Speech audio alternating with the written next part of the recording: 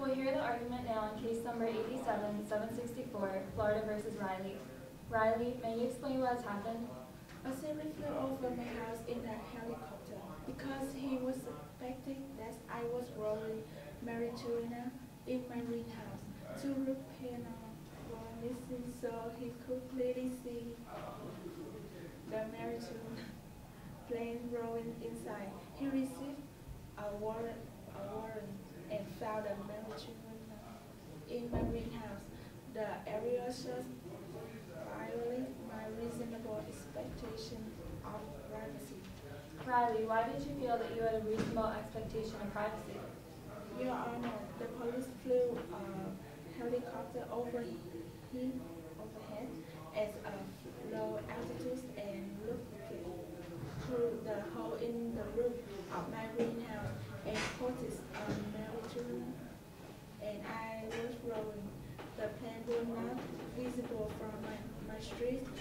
It was an unreasonable search and seizure, and therefore violated the Fourth Amendment. What is your opinion to that, Officer Sultan?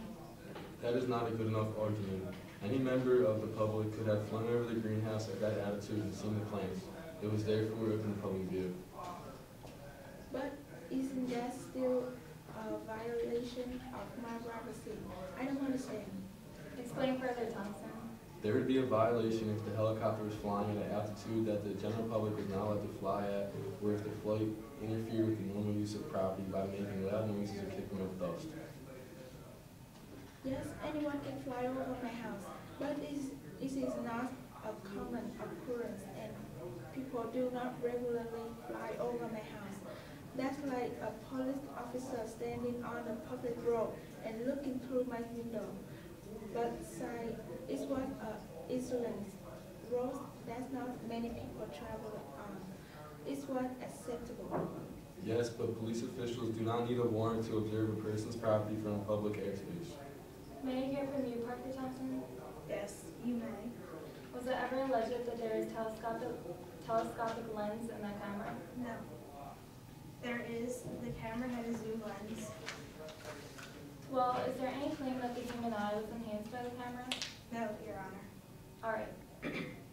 It is accepted by all courts that Detective Gill could see what he testified about and what the basis of the warrant was. At what height did the detective make these observations? The helicopter was at 400 feet above, Your Honor. Could it be accurately said that the use of the helicopter was to do something that he couldn't do otherwise? It is hard to answer that question. Is it? Well, didn't he try to do it? Well, he saw. He looked from the road. He did not walk through the open fields around the fence and attempt to look from there. He did not go on an adjacent property. There is a greenhouse with 2 open sides. We know what he did. He didn't have enough to get a search warrant? No, on the basis of what he saw from the road. So he got a helicopter to find what he couldn't find otherwise? He could not see it from the road. There may have been other ways to see it. We only know what he did. To get evidence that he couldn't get otherwise? That is correct, Your Honor. 44 plants were seized. Their height was somewhere from 6 to 12 feet. Riley guessed 8 feet high. Riley was charged with manufacture and possession. In the Florida Supreme Court, reinstituted the trial court's order to suppress the evidence here. In doing so, the Florida Supreme Court purported to follow the court's 1986 decision in Seriolo and concluded that the helicopter, because it had floated below the minimum limit for a fixed wing aircraft, was not at a location where Seriolo permitted the helicopter to be for purposes of making a lawful observation. But the Florida Supreme Court acknowledged that the helicopter was where it was entitled to be. Under Florida law, would there be a civil cause of action for an invasion of privacy? There could be. In circumstances such as this?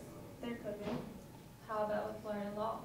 There are 2 possible contentions of a civil cause of action. One would be for a nuisance and one would be for invasion of privacy. Depending upon what was seen and what was done with it, yes, I think there could be a cause of action for invasion of privacy. If Florida permits a civil cause of action for an invasion of privacy in circumstances such as this, how does that comport with your premise that there is no objective expectation of privacy? I believe that this court, for Fourth Amendment standards, has said that violations of local law. I'm just asking about the objective expectation that a property owner has.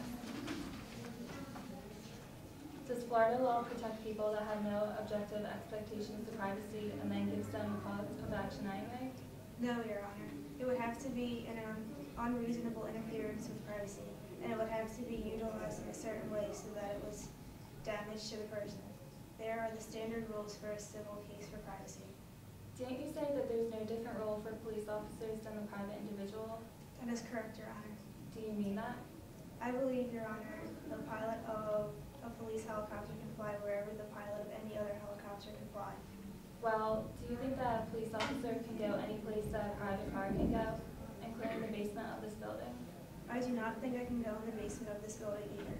That's why the rule I suggested was that a police officer could do what a member of the public could do. Mr. Thompson, did you mean to say that on these facts a Florida court could have awarded damages? Absolutely not.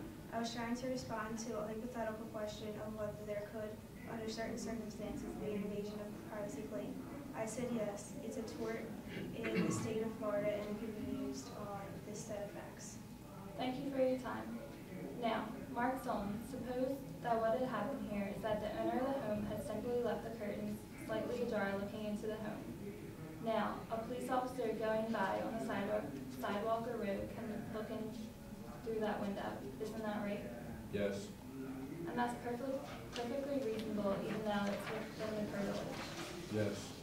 Well, if the curtains are left open and the policeman is there on the sidewalk, he doesn't have to turn his eyes aside. He can look into the window, and what he sees, he can use to get a warrant. Yes, you can. Now, is the flying over the roof where they left 2 panels off similar to that? Is it like looking into a window where the curtains have been left ajar? No, it is not. And why not? Because the viewing is from a non-public place. Well, 400 feet for a helicopter is of lawful use, apparently. You can see that the helicopter was lawfully at 400 feet, do you? I would concede that it's arguably that it was, assuming FAA regulations are not violated, that is a lawful place. But you made no allegation that 400 feet is a hazard to anyone. No, we have not made that allegation. Well, in today's world, do we have to define what's a public thoroughfare in the air? No, I think we have to look at it under the facts of the particular case and determine whether, in fact, that is an area that the public would reasonably be expected to be or is normally in that place. Well, most of us are accustomed to helicopters flying overhead rather frequently these days, aren't we? Flying overhead, but not at 400 feet or less, and circling private residents, or would be accustomed to air traffic, whether helicopter or fixed-winged airplanes in the higher altitude. Mr. Sultan, is 400 feet above right straight up here public property? I would submit it is not public property. Can a helicopter fly through it? A helicopter may fly through it. Well, could it take a picture from it? I would submit if they could fly through it, they can take a picture from it. Could that person taking the picture be a policeman? Yes, that person can be a policeman. All in all, would you agree with Thompson in that police do not need a warrant to observe a person's property from public airspace? Yes, I would agree with that. Okay, thanks for your time. The verdict here seems to be that the police had the right to fly over Riley's house in their helicopter and confiscate the marijuana in his greenhouse. Case closed.